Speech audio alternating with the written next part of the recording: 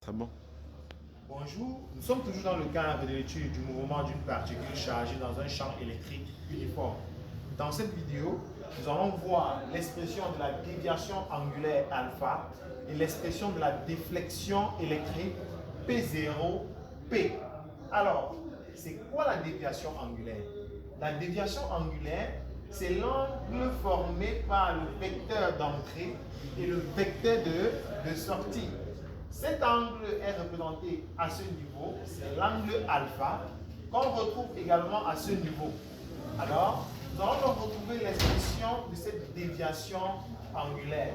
Pour cela, venons au niveau de ce point, le point de sortie de la particule dans la zone où règne le champ électrique E. Au niveau de cette zone, nous avons deux vecteurs vitesse, le vecteur vitesse suivant l'axe des X et le vecteur vitesse suivant l'axe des Y, qui représente la projection du vecteur vitesse de sortie. Donc, au point de sortie, nous avons Vs qui a deux coordonnées, V de X et V de Y. Nous sommes à ce niveau. Représentons donc ces deux vecteurs sur un schéma C.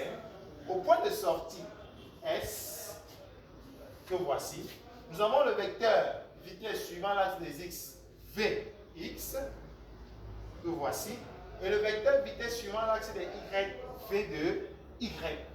Partant de cette figure, retrouvons l'expression de l'angle alpha.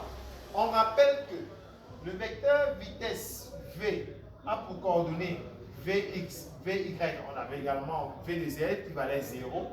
Alors, nous avons Vx qui est égal à 0 et Vy qui est égal à moins QE sur M fois T. Expression dont nous avons retrouvé au niveau de nos précédentes vidéos, dont je vous invite d'ailleurs à aller regarder, où nous avons retrouvé l'expression de la vitesse Vx et V de Y. Partons donc de cette expression, on a Vx qui est égal à V0, V de Y qui est égal à moins QEM fois T, avec T qui est égal à X sur V0. Au point S, au point de sortie S, on a deux points.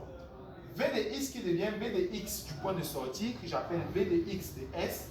V de Y qui devient V de Y au point de sortie, que j'appelle V de Y de S. Alors, au point de sortie, on a Vx qui est égal à V0 et Vy qui va être égal à quoi? À moins QE XS sur MV0. Bien évidemment, j'ai remplacé le temps par son expression X sur V0. Et au point de sortie, X devient X de S. X de X ici au point de sortie est égal à quoi? C'est égal à L. C'est pourquoi nous avons donc rappelé à ce niveau que XX est égal à L. Alors, nous aurons donc tangente de alpha qui va être égale à quoi?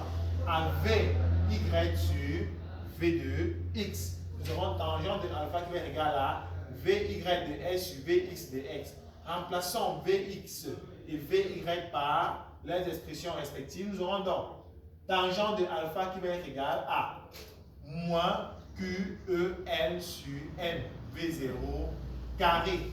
Ce qui nous permet donc de retrouver l'expression de la déviation angulaire alpha égale à tangente moins 1 de moins QEL sur MV0 carré.